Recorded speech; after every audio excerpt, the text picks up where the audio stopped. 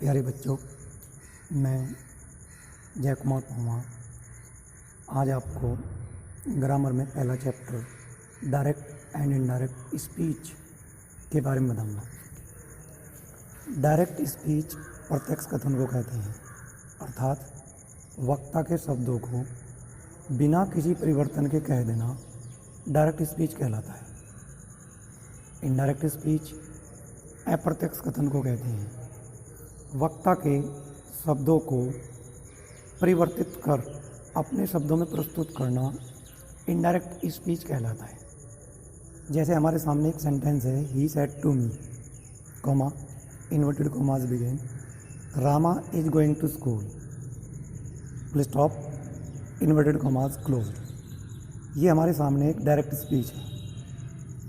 इसमें he said to me reporting verb कहलाती है, Rama is going to school ये रिपोर्टेड स्पीच कहलाती है, और इस पूरे भाग को डायरेक्ट स्पीच कहते हैं। अब मैं इसका इनडायरेक्ट स्पीच बनाता हूँ।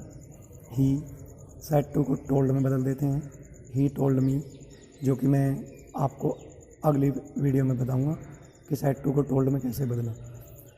तो ही टोल्ड मी, कॉमा हटाते हैं तो हम दैट लिखते हैं। दैट हमारा एक कंजक्शन होता है।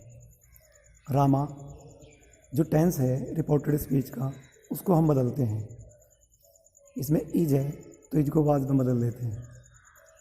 Going, Rama was going to school, अर्थात अब हमारा सेंटेंस इनडायरेक्ट स्पीच में बदल जाता है।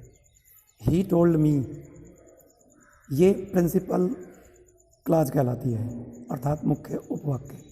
दैट कंजक्शन अर्थात संयोजक। Rama was going to school subordinate clause कहलाती है, जिसे हम हिंदी में आश्रित उपवाक्य कहते हैं। अब रिपोर्टेड स्पीच का जो टेंस होता है उसके परिवर्तित करने के कुछ नियम होते हैं। यदि रिपोर्टेड स्पीच में प्रेजेंट इंडेफिनिट टेंस का कोई वाक्य आता है तो हम उसे पास्ट इंडेफिनिट में बदलते हैं। यदि प्रेजेंट कॉन्टिन्यूअस का वाक्य हमारे सामने आता है रिपोर्टेड स्पीच में तो हम उसे पास्ट कॉन्टिन्यूअस में बदल देते हैं। यदि प्रेजेंट परफेक्ट टेंस का कोई वाक्य हमारे सामने आता है तो हम उसे पास्ट परफेक्ट टेंस में बदल देते हैं।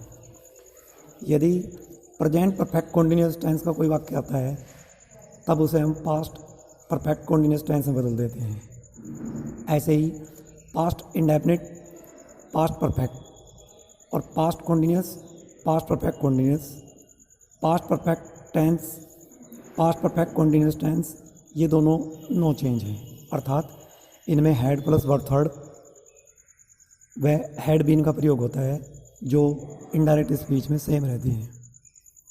अब फ्यूचर टेंस। फ्यूचर टेंस में शैल विल का प्रयोग होता है। शैल का पास्ट टेंस शुड हो जाता है, विल का वुड, कैन का कुड, मे को माइट, मस्ट, आउट टू में ही रहता है। अतः अब हम टेंस परिवर्तित करने के नियम पढ़ चुके हैं। मैं सभी बच्चों से कहता हूं कि आप इन सभी नियमों को अच्छी तरीके से याद करें और अपनी नोटबुक में इन्हें नोट भी कर लें।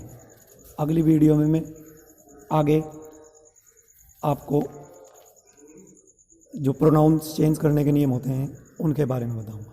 धन्यवाद।